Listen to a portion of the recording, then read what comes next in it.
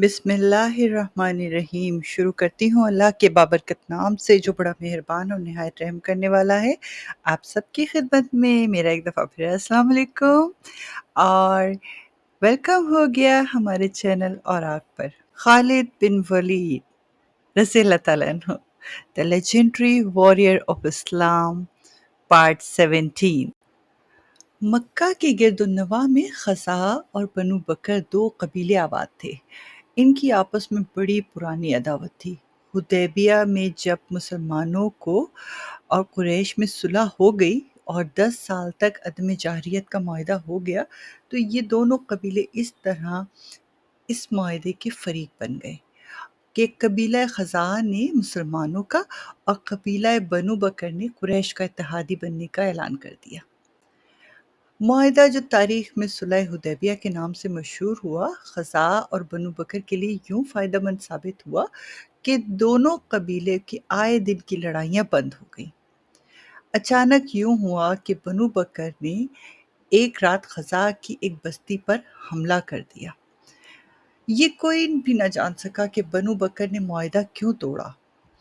एक रिवायत है कि इसके पीछे हिंद का हाथ था। खज़ा चूँकि मुसलमानों के इत्तेहादी थे, इसलिए हिंद ने इस मौके पर खज़ा पर बनु बकर से हमला कराया। खज़ा मुसलमानों से मदद मांगेंगे और मुसलमान उनकी मदद को ज़रूर आएंगे, और वो जो बनु बकर पर हमला करेंगे तो कुरैश मुसलमानों पर हमला कर देंगे। रिवायत ये भी है कि ये गस्सानी ईसाइयों और यहूदियों की साजिश थी। उन्होंने सोचा था कि कुरैश और मुसलमानों के इत्तेहादियों को आपस में लड़ा दिया जाए, तो कुरैश और मुसलमानों के दरमियान लड़ाई हो जाएगी। बनु बकर खज़ा के मुकाबले में ताकतवर कबीला था। गस्सानियों और यहूदियों ने बनु बकर की एक लड़की को अगवा करके कबीला खज़ा में एक बस्ती में पहुंचा दिया और बनु बकर के सरदारों से कहा कि खज़ा ने उनकी लड़की को अगवा करके ले गए हैं। बनु बकर ने जासूसी की तो पता चला कि उनकी लड़की वाकई खज़ा की एक बस्ती में मौजूद है। हिंद ने अपने खावंद अबू सुफियान को बताए बगैर कुरैश के कुछ आदमी बनु बकर को दे दिए। इनमें कुरैश के मशहूर सालार अकरमा और सफ़वान भी शामिल थे। चूँकि हमला रात को किया गया था, इसलिए खज़ा के 20 आदमी मारे गए। ये राज हर किसी को मालूम हो गया कि बनु बकर के हमले में कुरैश के आदमी मदद के लिए आ गए थे। खज़ा के सरदार अपने साथ 2-3 आदमियों को लेकर मदीना चला गया और खज़ा गैर मुस्लिम कबीला था। खज़ा के ये आदमी हुज़ूर अकरम सल्लल्लाहु अलैहि वसल्लम के पास पहुँचे और आप सल्लल्लाहु अलैहि वसल्लम को बताया कि बनु बकर ने कुरैश की पुष्टपनाही पर उन पर हमला किया है और कुरैश के कुछ जंगजू भी उसमें शामिल थे। खज़ा के एलची ने हुज़ूर करीम सल्लल्लाहु अलैहि वसल्लम को बताया कि अकरमा और सफ़वान भी उस हमले में शामिल थे। नबी करीम सल्लल्लाहु अलैहि वसल्लम गुस्से में आ गए। ये माहिदे की खिलाफ वर्जी थी। आप सल्लल्लाहु अलैहि वसल्लम ने मुजाहिदीन को तैयारी का हुक्म दे दिया। मौरख लिखते हैं कि नबी अकरम सल्लल्लाहु अलैहि वसल्लम का रद्द अमल बड़ा ही शदीद था। अगर मामला सिर्फ बनु बकर और खज़ा की आपस में लड़ाई का होता तो नबी अकरम सल्लल्लाहु अलैहि वसल्लम शायद कुछ और फैसला करते, लेकिन बनु बकर के हमले में कुरैश के नामी गरामी सालार अकरमा और सफ़वान भी शामिल थे। इसलिए आप सल्लल्लाहु अलैहि वसल्लम ने फरमाया कि मुआहदे की खिलाफ वर्जी की जिम्मेदारी अब अहले कुरैश पर आयद होती है। अबू सुफियान ने सुलह हुदैबिया की खिलाफ वर्जी की है।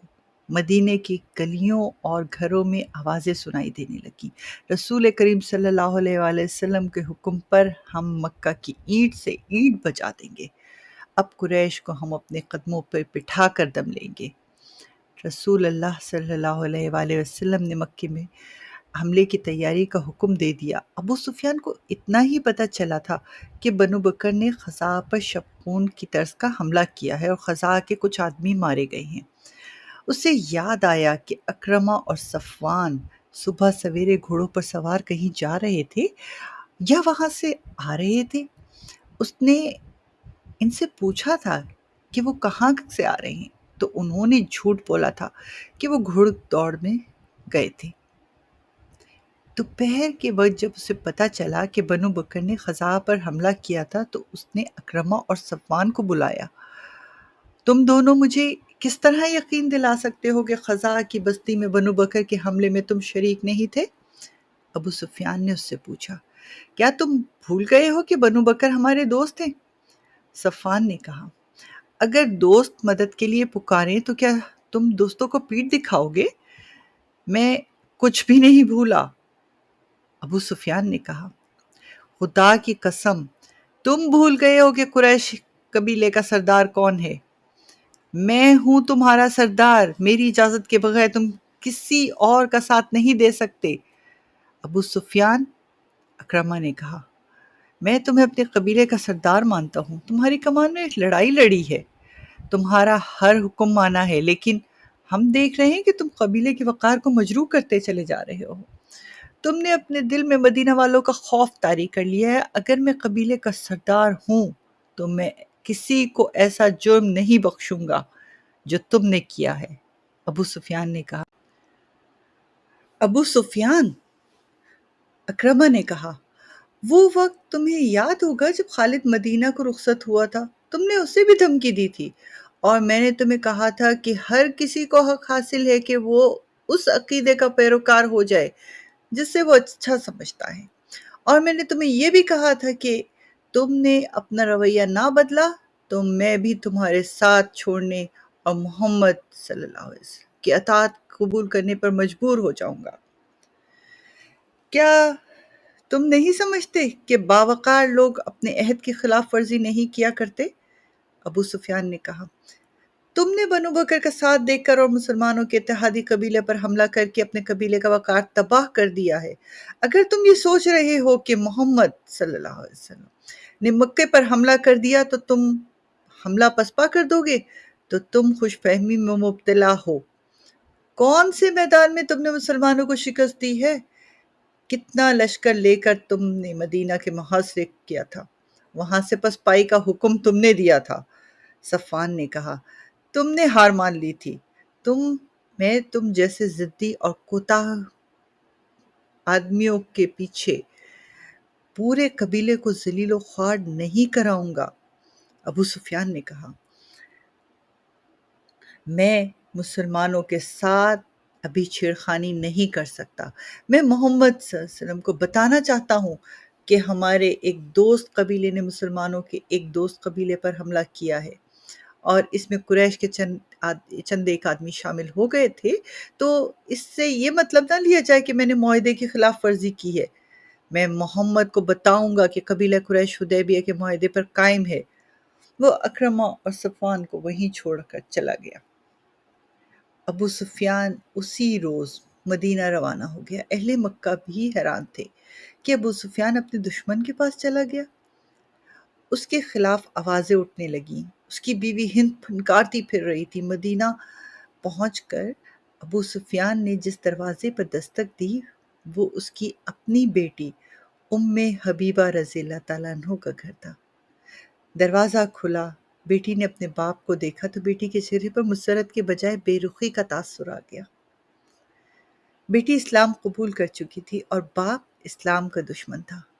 کیا باپ اپنی بیٹی کے گھر میں داخل نہیں ہو سکتا؟ ابو سفیان نے ام حبیبہ رضی اللہ تعالیٰ عنہ سے پوچھا۔ اگر باپ وہ سچا مذہب قبول کر لے جو اس کی بیٹی نے قبول کیا ہے تو بیٹی باپ کی راہ میں آنکھیں بچھائے گی۔ ام حبیبہ رضی اللہ تعالیٰ عنہ نے کہا، بیٹی، ابو سفیان نے کہا، میں پریشانی کے عالم میں آیا ہوں، میں دوستی کا پیغام لے کر آیا ہوں۔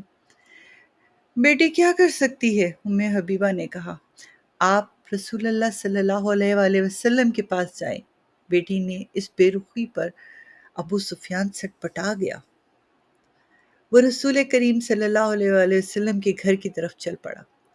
راستے میں اس نے بہت شناسا چہرے دیکھے جو کبھی اہل قریش کہلاتے تھے، وہ اور اسے اپنا سردار مانتے تھے، اب اس سے بیگانے ہو گئے تھے۔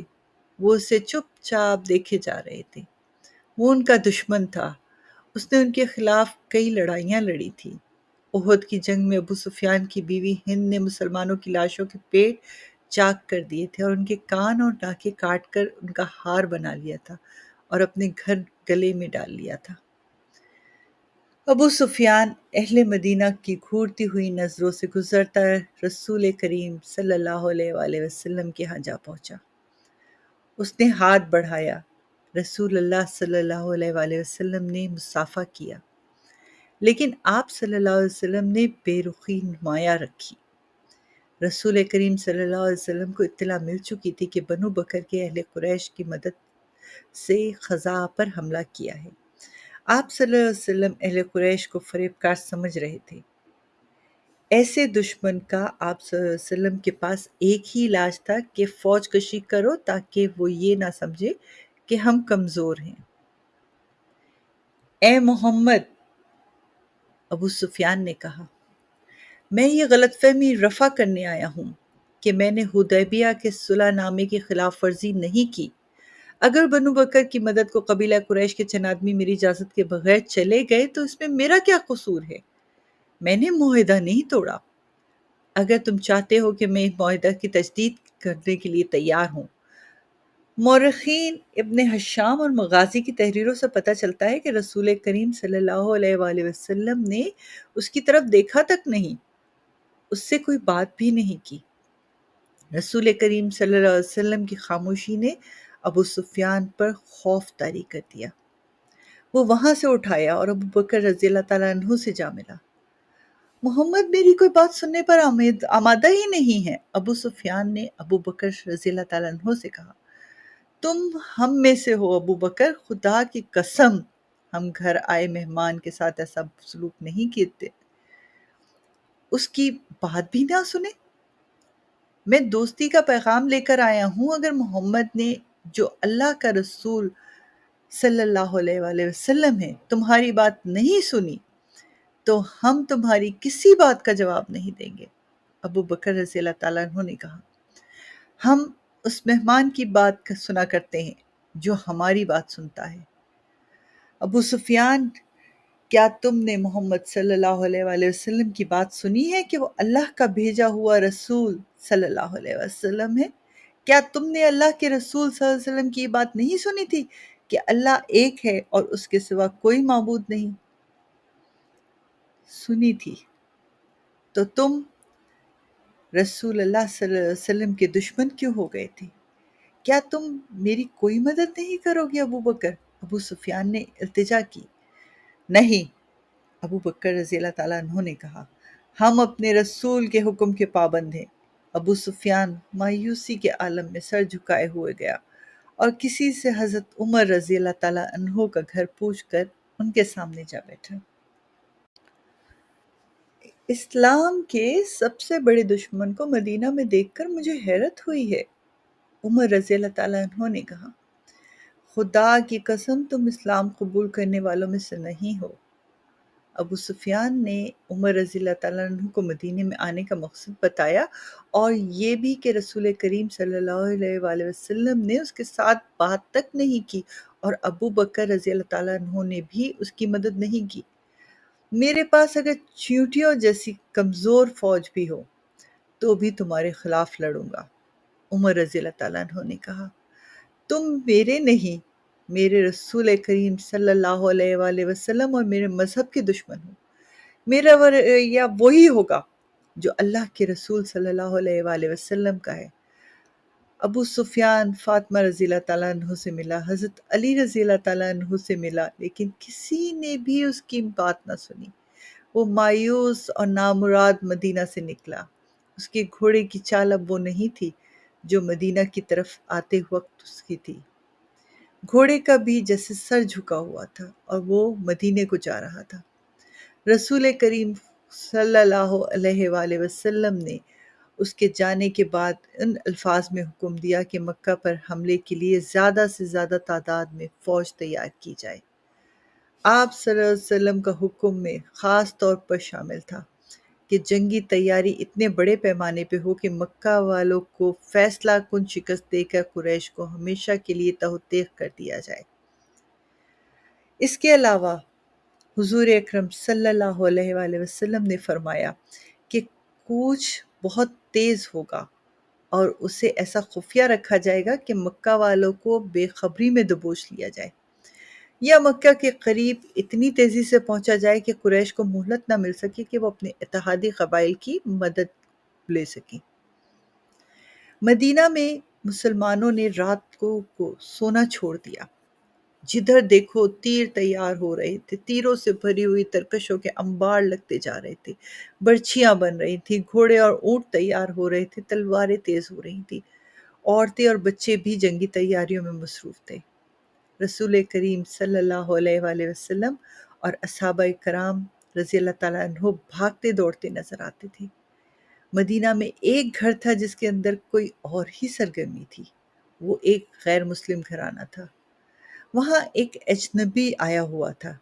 گھر میں ایک بوڑھا تھا، ایک ادھیڑ عمر آدمی، ایک جوان لڑکی، ایک ادھیڑ عمر عورت اور 2-3 بچے تھے۔ میں مسلمانوں کے ارادے دیکھ آیا ہوں، اجنبی نے کہا۔ ان کا ارادہ ہے کہ مکے والوں کو بے خبری میں ڈالیں۔ بلا شک و شبہ محمد صلی اللہ علیہ وسلم جنگی چالوں کا ماہر ہے۔ اس نے جو کہا ہے وہ کر کے دکھا دے گا۔ ہم کیا کر سکتے ہیں؟ بوڑھے نے پوچھا۔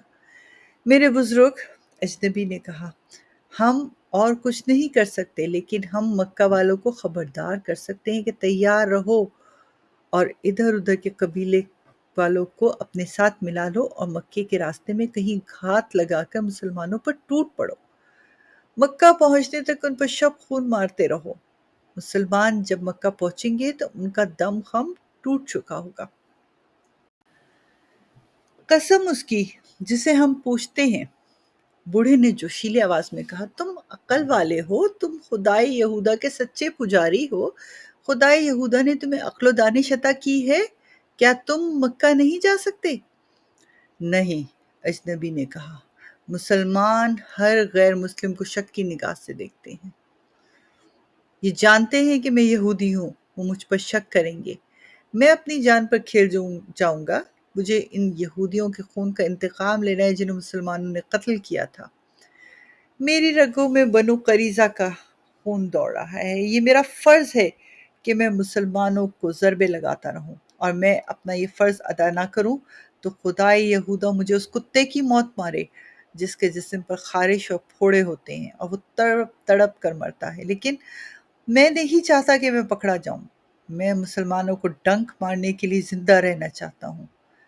میں بوڑھا ہوں، بوڑھے نے کہا، مکہ دور ہے، گھوڑے یا اونٹ پر اتنا سفر طے نہیں کر سکتا کہ مسلمانوں سے پہلے مکہ پہنچ جاؤں۔ یہ کام بچوں اور عورتوں کا بھی نہیں ہے، میرا بیٹا ہے مگر بیمار ہے۔ اس انعام کو دیکھو جو ہم تمہیں دے رہے ہیں، اجنبی یہودی نے کہا، یہ کام کر دو، انعام کے علاوہ ہم تمہیں اپنے مذہب میں شامل کر کے اپنی حفاظت میں لے لیں گے۔ کیا یہ کام میں کر سکتی ہوں؟ ادھیڑ عمر عورت نے کہا، تم نے میری اونٹنی نہیں دیکھی، تم نے مجھے اونٹنی کی پیٹھ پر کبھی نہیں دیکھا۔ اتنی تیز اونٹنی مدینہ میں کسی کے پاس نہیں۔ ہاں، یہودی نے کہا، تم یہ کام کر سکتی ہو، اونٹوں اور بکریوں کو باہر لے جاؤ، تمہاری طرف کوئی دھیان بھی نہیں دے گا، تم انہیں چرانے کے لیے ہر روز لے جاتی ہو، آج بھی لے جاؤ اور مدینہ سے کچھ دور جا کر اپنی اونٹی پر سوار ہو جاؤ۔ اس نے ایک کاغذ اور ایک عورت کو دیتے ہوئے کہا کہ اسے اپنے سر کے بالوں میں چھپا لو، اونٹنی کو دوڑاتی لے جاؤ اور مکہ میں ابو سفیان کے گھر جاؤ اور بالوں سے یہ کاغذ نکال کر اسے دے دو۔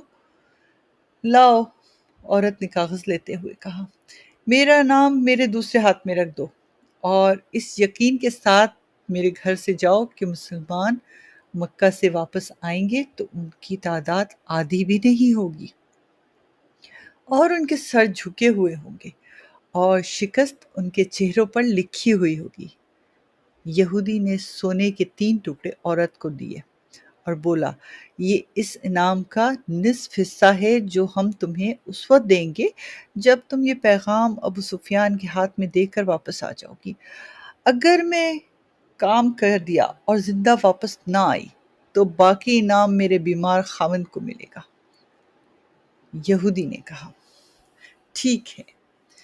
یہ عورت کسی نے بھی تاریخ میں اس کا نام نہیں لکھا۔ اپنی اونٹ اور بکریاں چرانے کے لیے لے گئی، انہیں وہ ہانکتی جا رہی تھی، کسی نے بھی نہ دیکھا کہ اونٹ کی پیٹھیں ننگی ہیں، لیکن ایک اونٹنی سواری کے لیے تیار ہے۔ اس کے پاس پانی کا مشکیزہ اور ایک تھیلا بھی بندھا ہوا ہے۔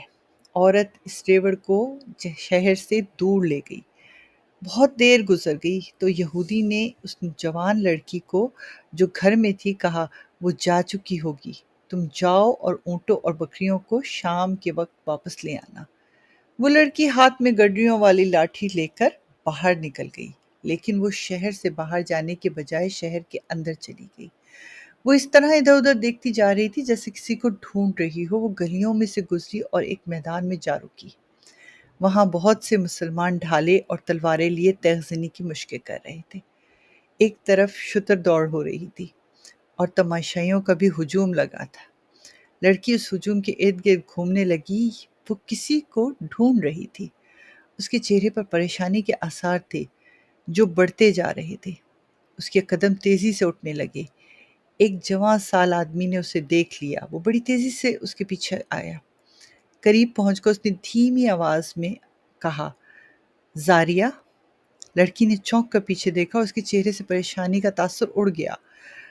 وہیں آ جاؤ، زاریہ نے کہا، اور وہ دوسری طرف چلی گئی۔ زاریہ کو وہاں پہنچتے خاصا وقت لگ گیا جہاں وہ عورت اونٹوں اور بکریوں کو لے جایا کرتی تھی۔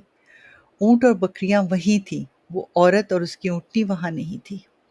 زاریہ وہاں اس انداز سے بیٹھ گئی جیسے بکریاں چرانے آئی ہو۔ وہ بار بار اٹھتی اور شہر کی طرف دیکھتی تھی۔ اسے اپنی طرف کوئی آتا نظر نہیں آ رہا تھا۔ وہ ایک بار پھر پریشان ہونے لگی۔ سورج ڈوبنے کے لیے افق کی طرف جا رہا تھا جب وہ آتا دکھائی دیا۔ زاریہ نے سکون کی آہ بھری اور بیٹھ گئی۔ اوہ عبید! زاریہ نے اسے اپنے پاس بٹھا کر کہا، تم اتنی دیر سے کیوں آئے ہو؟ میں پریشان ہو رہی تھی۔ کیا میں نے تمہیں پریشانی کا علاج بتایا نہیں؟ عبید نے کہا، میرے مذہب میں آ جاؤ، تمہاری پریشانی ختم ہو جائے گی۔ جب تم اسلام قبول نہیں کرتی، میں تمہیں اپنی بیوی نہیں بنا سکتا۔ یہ باتیں پھر کر لیں گے، زاریہ نے کہا، لیکن آج میرے دل پر بوجھ آ پڑا ہے۔ کیسا بوجھ؟ مسلمان مکہ پر حملہ کرنے جا رہے ہیں۔ زاریہ نے کہا، تم نہ جاؤ عبید، تمہیں اپنے مذہب کی قسم ہے نہ جانا۔ کہیں ایسا نہ ہو مکہ والوں میں اتنی جان نہیں رہی کہ ہمارے مقابلے میں جم کر سکیں۔ عبید نے کہا، لیکن زاریہ، ان میں جان ہو نہ ہو، مجھے اگر رسول اکرم صلی اللہ علیہ وآلہ وسلم آگ میں کود جانے کا حکم بھی دیں گے تو میں آپ صلی اللہ علیہ وسلم کا حکم مانوں گا۔ دل پر بوجھ نہ ڈالو زاریہ، ہمارا حملہ ایسا ہوگا کہ انہیں اس وقت خبر ہوگی جب ہماری تلواریں ان کے سروں پر چمک رہی ہوں گی۔ نہیں، ایسا نہیں ہوگا عبید، ایسا نہیں ہوگا۔ وہ گھات میں بیٹھے ہوں گے آج رات کے پچھلے پہر یا کل صبح۔ ابو سفیان کو پیغام مل جائے گا کہ مسلمان تمہیں بے خبری میں دبوچنے کے لیے آ رہے ہیں۔ تم نہ جانا عبید۔ قریش اور اس کے دوست قبیلے تیار ہوں گے۔ کیا کہہ رہی ہو زاریہ؟ عبید نے بدک کر پوچھا۔ ابو سفیان کو کس نے پیغام بھیجا ہے؟ ایک یہودی نے، زاریہ نے کہا، اور پیغام میرے بڑے بھائی کی بیوی لے کر گئی ہے۔ میری محبت کا اندازہ کرو عبید کہ میں نے تمہیں یہ راز دے دیا ہے جو مجھے نہیں دینا چاہیے تھا۔ یہ صرف اس لیے دیا ہے کہ تم کسی بہانے رک جاؤ۔ قریش اور دوسرے قبیلے مسلمانوں کا کشت و خون کر دیں گے اور کوئی قسمت والا مسلمان زندہ واپس آئے گا۔ عبید نے اس سے پوچھ لیا کہ اس کے بھائی کی بیوی کس طرح اور کس وقت روانہ ہوئی ہے۔ عبید اٹھ کھڑا ہوا اور زاریہ جیسی حسین اور نوجوان لڑکی اور اس کی والہانہ محبت کو نظر انداز کر کے شہر کی طرف دوڑ پڑا۔ اسے زاریہ کی آوازیں صاف سنائی دے رہی تھی، عبید رک جاؤ، عبید رک جاؤ، اور عبید زاریہ کی نظروں سے اوجھل ہو گیا۔ رسول کریم صلی اللہ علیہ وآلہ وسلم کو پوری تفصیل سے بتایا گیا کہ ایک عورت بڑی تیز رفتار اونٹنی پر ابو سفیان کے نام پیغام اپنے بالوں میں چھپا کر لے جا رہی ہے۔ اس سے ابھی راستے میں ہونا چاہیے تھا۔ نبی اکرم صلی اللہ علیہ وآلہ وسلم نے اسی وقت حضرت علی رضی اللہ تعالیٰ عنہ اور حضرت زبیر رضی اللہ تعالیٰ عنہ کو بلا کر اس عورت کی اور اس کی اونٹنی کی نشانیاں بتائیں اور انہیں اس عورت کو راستے میں پکڑنے کو بھیج دیا۔ حضرت علی رضی اللہ تعالیٰ عنہ اور حضرت زبیر رضی اللہ تعالیٰ عنہ کے گھوڑے عربی نسل کے تھے، اور انہوں نے اسی وقت گھوڑے تیار کیے اور ایڑے لگا دیں، اور اس وقت سورج غروب ہو رہا تھا۔ جب دونوں شاہ سوار مدینے سے دور نکل گئے تو سورج غروب ہو گیا۔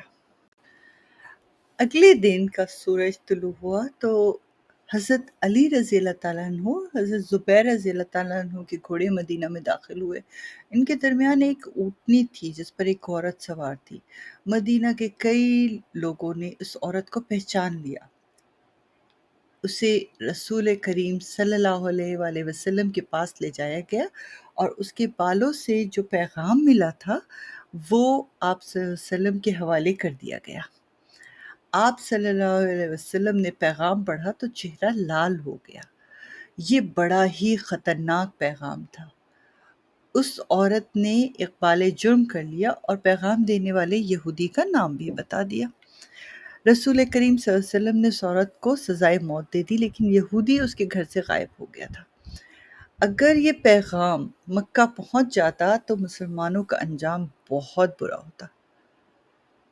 مکہ پر فوج کشی کی قیادت نبی اکرم صلی اللہ علیہ وآلہ وسلم فرما رہے تھے۔ رسول کریم صلی اللہ علیہ وآلہ وسلم نے تیاریوں کا جائزہ لیا اور کوچ کا حکم دے دیا۔ اس اسلامی لشکر کی تعداد 10,000 پیادہ اور سوار تھی۔ اس لشکر میں مدینہ کے ارد گرد کے وہ قبیلے بھی شامل تھے جو اسلام قبول کر چکے تھے۔ مورخین نے لکھا ہے کہ یہ لشکر مکہ جا رہا تھا تو راستے میں 2-3 قبیلے اس لشکر میں اور شامل ہو گئے۔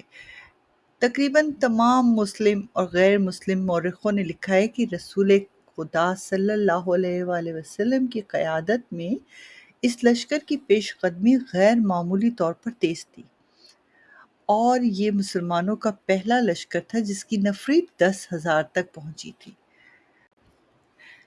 یہ لشکر مکہ کے شمال مغرب میں ایک وادی مراء الزہر میں پہنچ گیا جو مکہ سے تقریباً 10 میل دور تھی۔ اس وادی کا ایک حصہ وادی فاطمہ کہلاتا ہے۔ رسول کریم صلی اللہ علیہ وآلہ وسلم اس مقصد میں کامیاب ہو چکے تھے کہ اہل مکہ کو اسلامی لشکر کی آمد کی اطلاع نہ ہو۔ اب خبر ہو بھی جاتی تو کوئی فرق نہیں پڑ سکتا تھا، کیونکہ اب قریش دوسرے قبیلوں کو مدد کے لیے بلانے نہیں جا سکتے تھے۔ رسول کرم صلی اللہ علیہ وآلہ وسلم نے کسی نہ کسی بحروپ میں اپنے آدمی مکے کے قریب گرد و نواح میں بھیج دیے تھے۔ تھوڑی دیر آرام کر کے اسلامی لشکر مکہ کی طرف چل پڑا۔ جوفا ایک مقام ہے جہاں لشکر کا ہراول دستہ پہنچا تو مکہ کی طرف سے چھوٹا سا ایک قافلہ آتا دکھائی دیا۔ اسے قریب آنے دیا گیا۔ دیکھا وہ قریش کا ایک سرکردہ آدمی عباس تھا جو پورے خاندان کے ساتھ لیے مدینے کی طرف جا رہا تھا۔ یہ وہ شخص تھا جس نے حضرت عباس کے نام سے اہل تاریخ اسلام میں شہرت حاصل کی۔ یہ آپ صلی اللہ علیہ وآلہ وسلم کے چچا حضرت عباس رضی اللہ تعالیٰ عنہ بن عبد المطلب تھے۔ انہیں رسول کریم صلی اللہ علیہ وآلہ وسلم کے حضور لے جایا گیا۔ کیوں عباس؟ رسول کریم صلی اللہ علیہ وسلم نے پوچھا۔ کیا تو اس لیے مکے سے بھاگ نکلا ہے کہ مکے پر قیامت ٹوٹنے والی ہے؟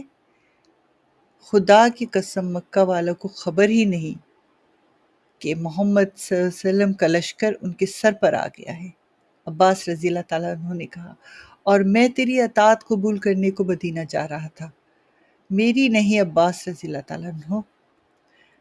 رسول خدا نے فرمایا، اطاعت اس اللہ کی قبول کرو جو وحدہ لا شریک ہے اور وہی عبادت کے لائق ہے۔